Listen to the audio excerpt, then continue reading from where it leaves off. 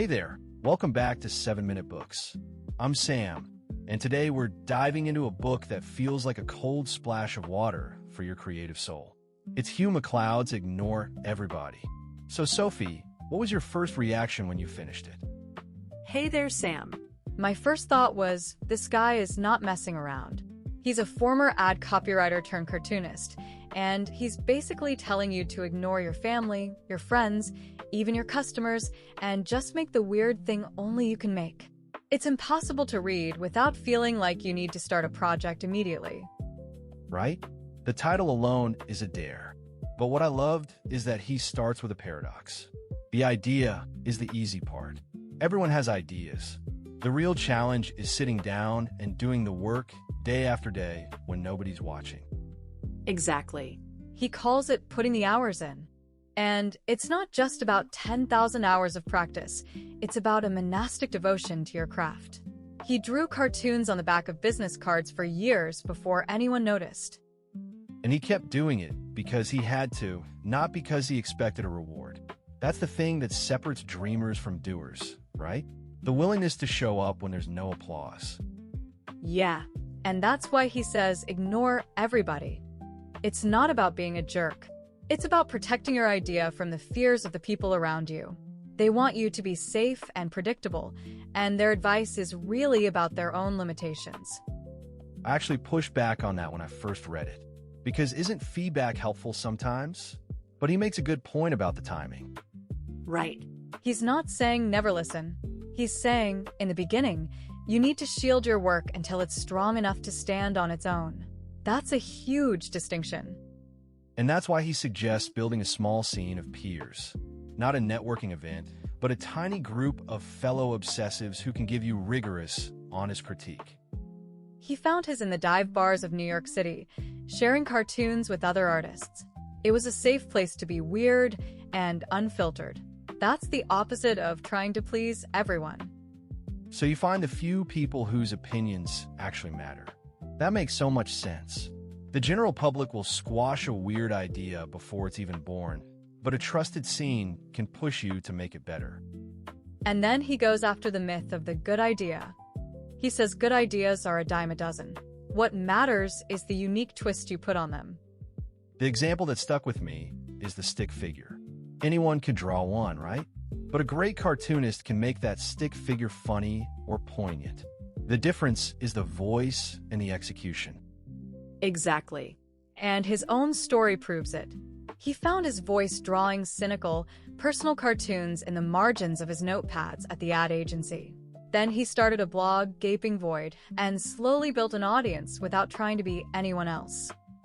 He tried to be the best version of himself, but that comes with a cost, right? He calls it the creative's curse. Oh yeah, you get misunderstood, rejected, and lonely. You doubt yourself constantly. And he doesn't offer a cure. He says you have to learn to live with it, to channel that pain into your work. That's brutal but honest. The frustration and the melancholy become raw material. If you try to be too normal and well-adjusted, your work might end up boring.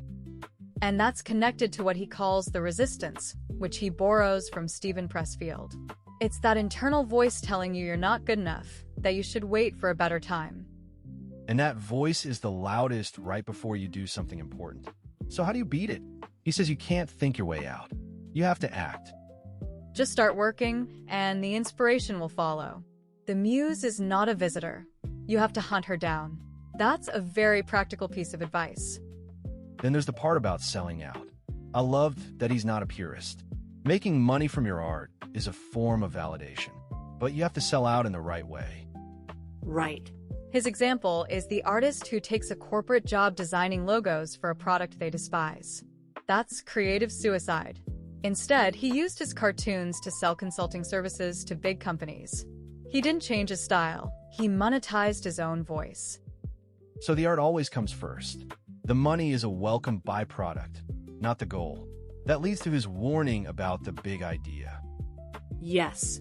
He's skeptical of grand plans. Great things start small as side projects or experiments. The pressure to create a masterpiece from the outset is paralyzing. And he says, don't try to write the great American novel. Write a single good page. Don't try to build a billion-dollar company. Make one perfect product. That lowers the stakes so much. He started with cartoons on business cards because it was so small and insignificant that he couldn't fail. It was play. And from that play, everything grew. That's a liberating way to look at it. So, what's the final message? He hits you with a manifesto. The world doesn't owe you a living. You have to earn it.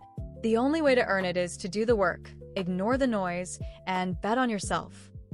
Your weirdness is not a weakness. It's your greatest weapon.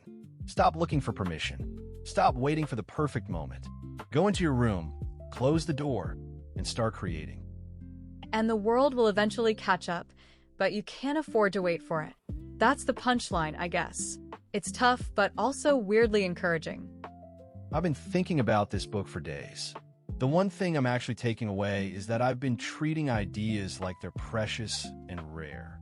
But the real scarcity is execution.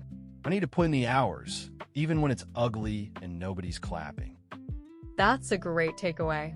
And honestly, if you want to go deeper, the whole library's over at 7minutebooks.com/app with over 6,000 fiction and nonfiction titles you can read or listen to in any language, plus infographics on many of them. It starts at $2.99 a month, $9.99 a year, or $19.99 once for lifetime access. So, here's the whole point of ignore everybody in one line. Stop trying to fit in, embrace the weirdness, and do the work. The rest will take care of itself. We'll see you in the next one.